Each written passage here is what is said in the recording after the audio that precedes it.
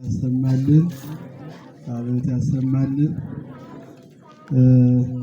መምህራን የመምህራን አምላክ አስራቸውን ልፋታቸውን ዋጋቸውን ይክፈልልን። እግዚአብሔር ይባርክልን።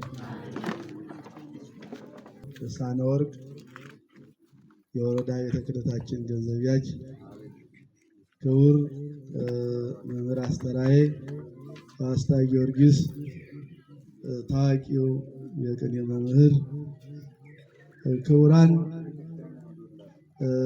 ሊቃውንተ ቤተ ክርስቲያን፣ አይንተ እግዚአብሔር ካህናት፣ ላይካነ ምስጢር ዲያቆናት፣ የሰንበት ትምህርት ቤት ወጣቶች የዛሬውን ቀን ለማየት ጓጉታችሁ እግዚአብሔርም ጉጉታችንን ፍላጎታችንን አሳክቶልን በዚህ ቀን በዚህ ጊዜና በዚህ ሰዓት እዚህ የተገኘን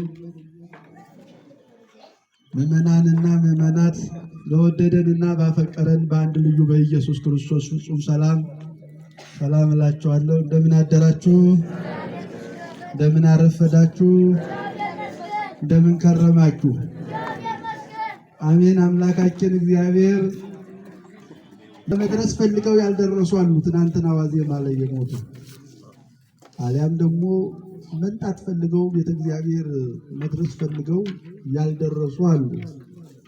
እኛ አዲሱን ዓመት ናፍቀን ለአዲሱ ዓመት ቀን ደርሰን ያውም በዚህ ቀን በዚህ ቦታ በዚህ ታላቅ ቦታ ላይ ሁላችን ተሰብስበናልና የሰበሰበን እግዚአብሔር ስሙ የተመሰገነ ይሁንልን። በድጋሚ ልብላችሁ አዎ አያልቅም።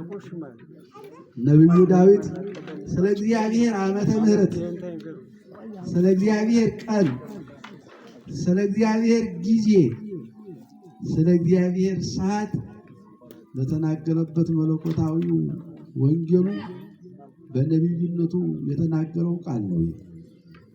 እንዳልኳችሁ ብዙ ዓመቶችን አሳልፈናል።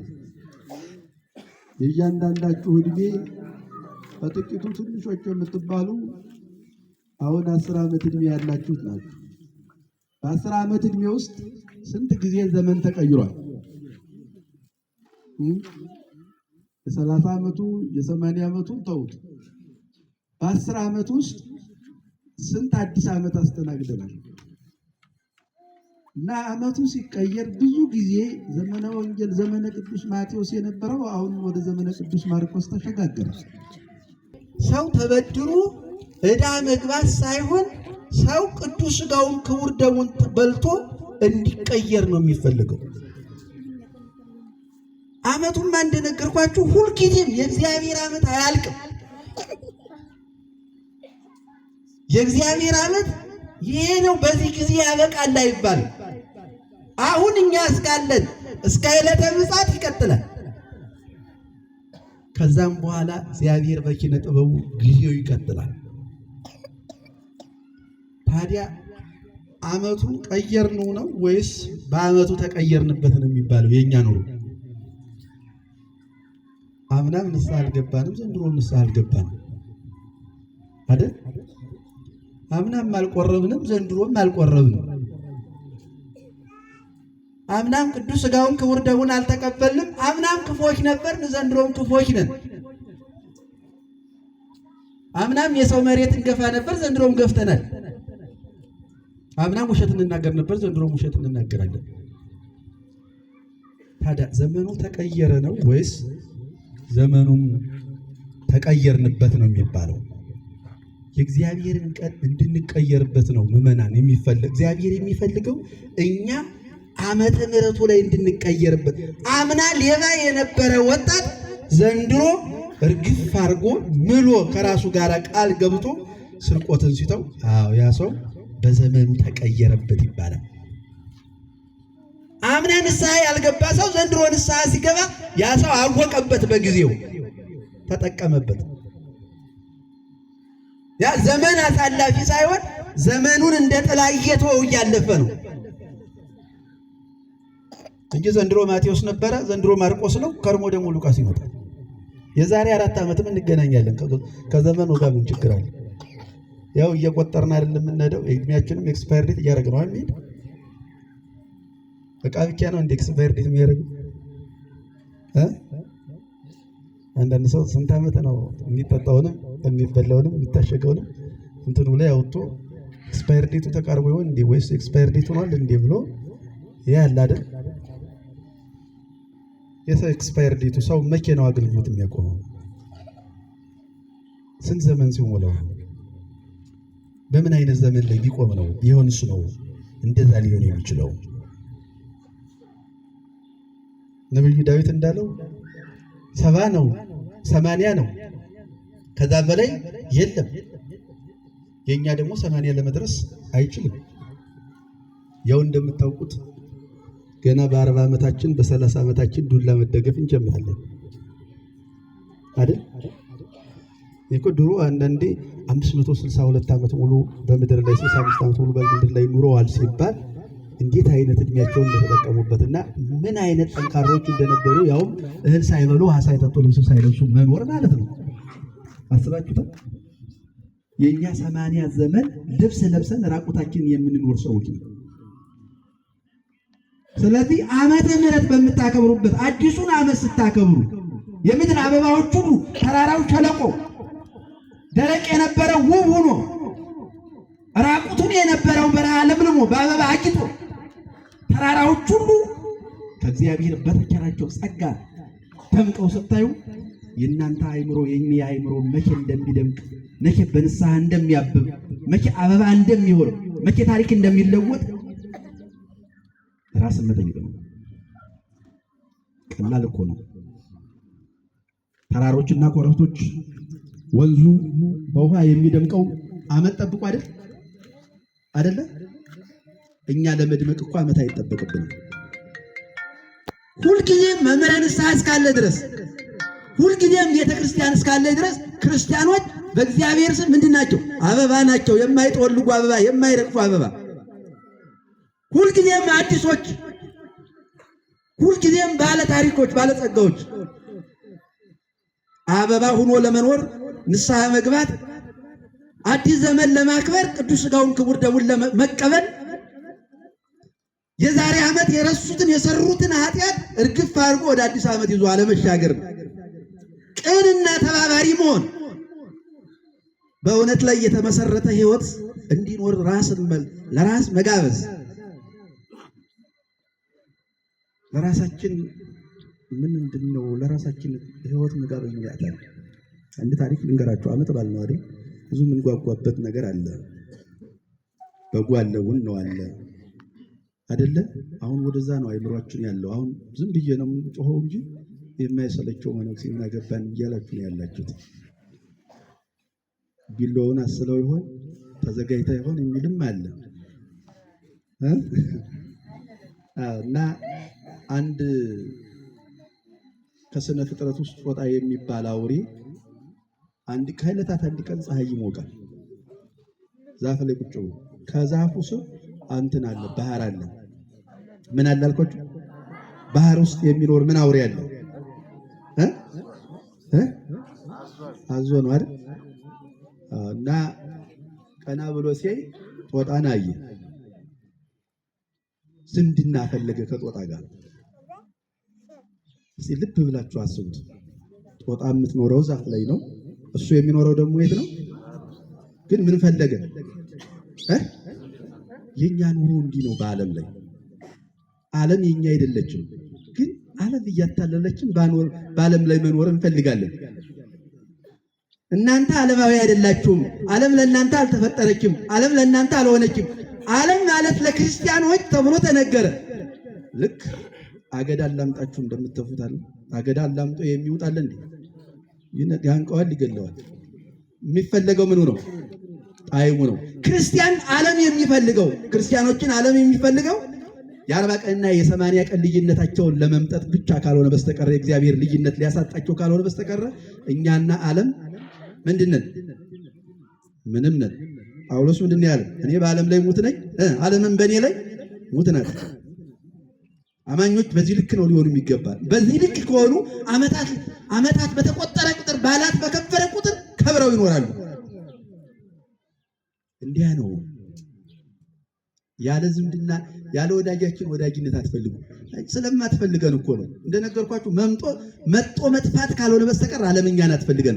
በዓለም ላይ ምንድነው ያለው? ውሸት። በዓለም ላይ ምንድነው ያለው? ተበድሮ መብላት። በዓለም ላይ ምንድነው ያለው? ባለንጀራን መክዳት። በዓለም ላይ ምንድነው ያለው? አለመታመን። የዚህ ዝምድና ምን ያደርጋል? በክርስትና ሕይወት ዓለም ምንድነው ያለው? መዋደድ። ተበድሮ መብላት ሳይሆን በነፃ ቅዱስ ሥጋውን ክቡር ደሙን መቀበል እና በሰላም መኖር፣ ንስሐ መግባት፣ ሳትዋሽ መኖር። የሚያኖርህ እግዚአብሔር ስለሆነ ጣጣ ሳይኖርህ ነው የምትኖረው። ይቅርታ። እና አስቦ ወዳጅ መሆን ስለፈለገ ወዳጅ እንሆን አላት።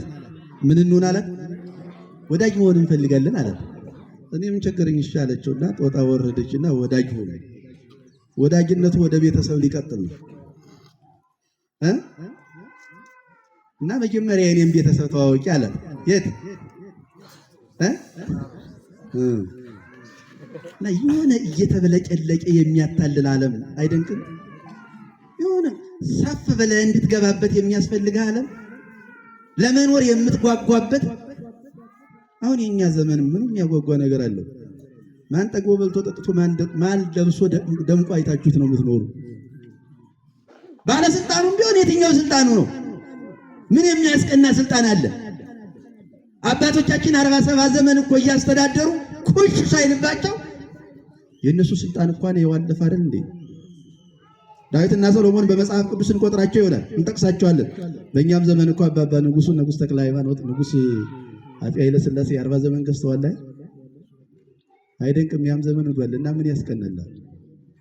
የሚያስቀና አይደለም። የሚያስቀናስ ንጹህ ልብ ያለው ክርስቲያን፣ አማኝ የሆነ ክርስቲያን፣ ንስሐ የገባ ክርስቲያን፣ ቅዱስ ሥጋውን ክቡር ደሙን የተቀበለ ምን ክርስቲያን ያስቀናል።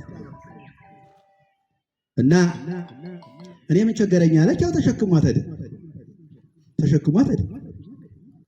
ሲሄድ ያዞ ልጆች የሚበላ መጣ ብለው ከዝምድና ተቀይረው ባህር ላይ ይዘላሉ። ሁሉ እየዘሉ አይቃተ ምንድነው ይሄ ነገር ልጆች እንዲህ የሚሆኑት አለችው። ዝምድና ፈልገው ነው ወይስ ምንድነው ምክንያቱ ስትል፣ አይ እናቴ የጦጣ ልብ የበላ ልባም ይሆናል ተብሎ ስለተባለ አገኘም ብለው ነው አላት። ምንድን ነበረ መጀመሪያ? በቃ የዓለም ጉዳይ ይሄ ነው። ከገባንበት መውጣት አንችልም። በውሸት ከተጠለፍን መውጣት አንችልም። በሐሰት ከተጠለፍን መውጣት አንችልም።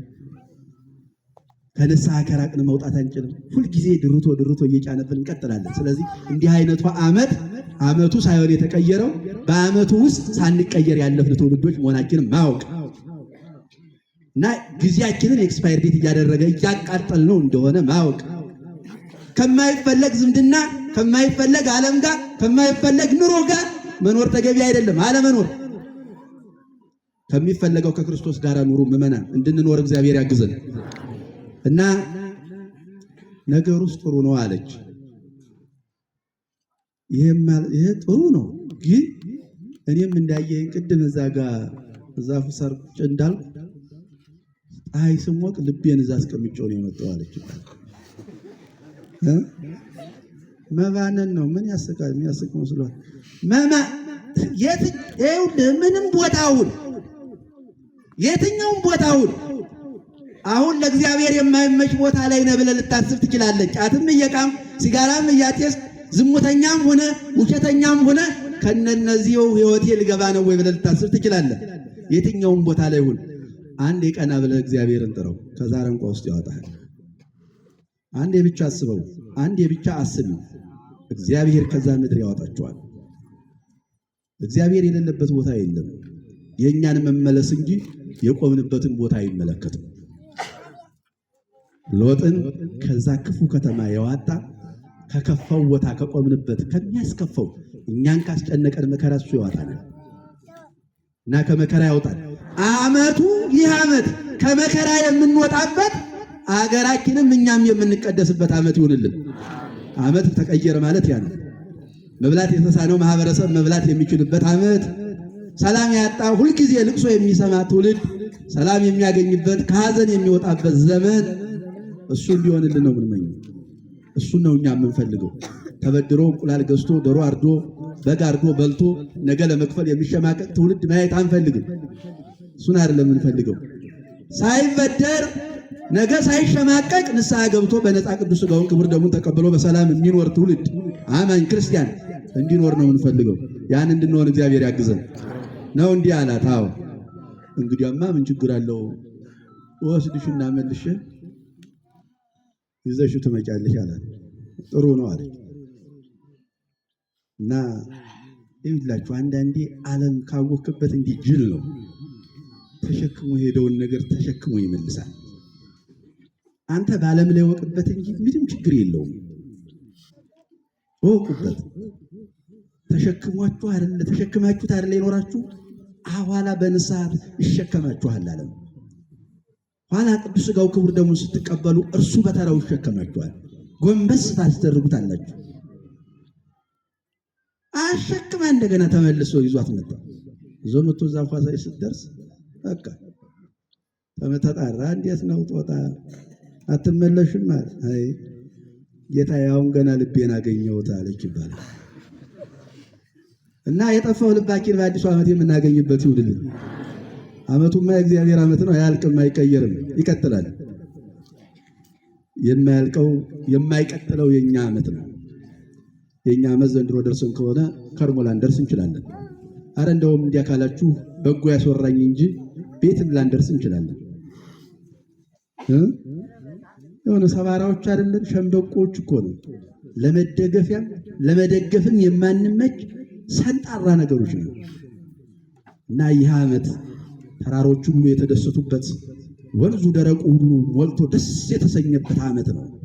በዚህ ዓመት አገራችን ኢትዮጵያ አካባቢያችን ሰላም የሚሆንበት ፍቅር የምናይበት ንስሐ የምንገባበት ዓመት ያደርግልን እና ክርስቲያኖች ወደ ቤተ እግዚአብሔር የሚመጣው ቅዱስ ሥጋው ክቡር ደሙን ተቀብሎ በሰላም ለመኖር ነው።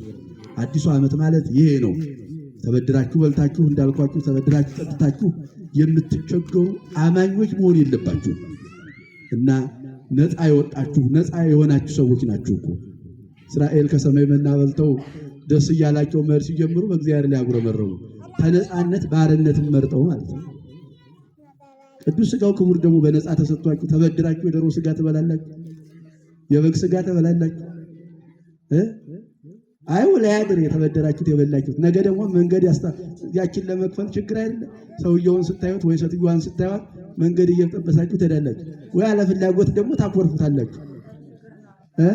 እንደዛ እኮ ነው ዓለም ላይ ያለው። እንደዛ ርዕዮተ ዓለሙን ነው የነገርኳችሁ፣ እናንተን ብቻ አይደለም የተኛውም ዓለም ላይ ያለ ይሄ ነው። እና ዛሬ እንግዲህ ታላቁ በዓል ያው አዲሱ ዓመት ነው፣ አውደ ዓመት በሚል ነው። ሌላ ግን እኛ ጋር በተለምዶ ቅዱስ ዮሐንስን ዛሬ እናከብራለን ለሊቃውንቱ ምቾት ሲባል እንጂ የዮሐንስ በዓል አይደለም። አሁን ዛሬ ብፁዕነታቸው እንዲመጡ ጋብዘን ነበር እና ዛሬ ምን ብለን በዓል እናከብራለን? ምን አይነት በዓል ነው የምናከብረው? ነገ ነው ዮሐንስ በሁለት ነው ምን የሆነበት ነው ብለው አሉ። ዛሬ ባይሆን በብርሃናት ላይ የሰለጠነ የቅዱስ ራጉኤል በዓል ነው እንጂ የመጥምቀ መለኮት በዓል ይሄ ነው ተብሏል። እና ወደፊት ልንነጋገር ተነጋግረን በበዓሉ ልናረገው በቦታው በጊዜው ልናረገው እንችላለን። እግዚአብሔር ፈቃዱን ከብፁዕነታቸው ጋር ተነጋግረን ዝሮ ግን ብፁዕነታቸው አገልግሎትም ስለከረው ድካምም ስለተሰማኝ ነው ልጆቼ በሌላ ጊዜ መጥቼ እባርካችኋለሁ። አምላከ ቅዱስ ዮሐንስ ከእናንተ ጋር ይሁን፣ ዓመቱ የቸርነት ይሁን ብለው ባርከዋችኋል። ቡራቻቸውን እልል ብላችሁ ተቀበሉልኝ ከብፁዕነታቸው እና የቸርነት ዓመት ያድርግልን። ሰላም። በዚህ አጋጣሚ ሊቃውንት በእውነት አንግላ ቦታችን በእውነት በሚገርም መልኩ 2 ሰዓት የተጀመረው 2 ሰዓት ሰው መሆን እንደው ክፉ የሆነ ነው እንጂ እንደው ሰው ሆኖ መልአክ መሆን እንዴት እንደሚያምር 2 ሰዓት የተቆመ እስካሁን ድረስ አስባችሁታል? ሰማያውያን መላእክት ካልሆኑ በስተቀር በደቂቃ በአዳም ልጆች ይህን ያህል አገልግሎት ማገልገል ክፋት ባንጨምርበት እኮ ዛሬ ሄደን ነበር አብረን እና ሊቃውንቱን እድሜ ጤና እንዲሰጣቸው ዘመናቸው እንዲባረክልን እልል ብላችሁ አመስግኑልኝ ሊቃውንቱም በእውነት ወደፊቱም ቦታችን ትልቅ ቦታ ነው። የኛ ብቻ አይደለም የሁላችሁም ነው። ከዚህ ከዳንግላ አልፎ የጎጃም መኩሪያ ነው። መንበረ ጵጵስና ያለው ካቴድራል በቅዱስ ፓትርያርኩ የጸደቀ አሁን ደግሞ ከዛሬዋ ቀን ጀምሮ ማለት ነው ዓመቱን ሙሉ ቅዳሴ የማይታጎልበት ወደፊት ሲቀጥል ስብሐተ ነግም መምህራን ተስተካክሎ ሲሞሉ ስብሐተ ነጉም የማይቋረጥበት ልክ በሀገራችን እንደነ መልጥለ ማርያም እንደነ ዲማ ጊዮርጊስ እንደነ ደብረ ወርቅ እንደነ ደብረ ኤልያስ አንጋፋዎች አጥቢያዎች አንዱ ሆኖ አገልግሎት የሚቀጥል ነው የሚሆነው። ለዚህም እድለኞች ነን፣ እግዚአብሔር ይመስገን። ስለዚህ በዚህ ሁሉ አገልግሎት የራሳችሁ ነው፣ አገልግሉ። ክፍተት ቢገኝ የራሳችሁ ነው፣ ቦታው የራሳችን ነው። እናገልግል፣ አብረን እንውጣ፣ አብረን እንግባ፣ ቦታውን አብረን እናሳድግ። የእናንተንም ቦታ በተቻለን መጠን ተገንተን አብረን እናግዛለን፣ አብረን እናገለግላለን፣ አብረን እንባርካለን። እጅግ አክብራችሁን መታችሁ በዚህ ሁሉ ነገር ወጣችሁ ወርዳችሁ ሌሊት ሙሉ ሳትሰለቹ በእውነት ስላገለገላችሁ ያገለገላችሁት አምላክ የመምህራን አምላክ እጅጉን አብዝቶ ይባርክልኝ፣ እግዚአብሔር ይስጥልኝ። ዓመቱን የምሕረት ዓመት ያድርግልን። አባታችን ሆይ ብለን እንጸልይ።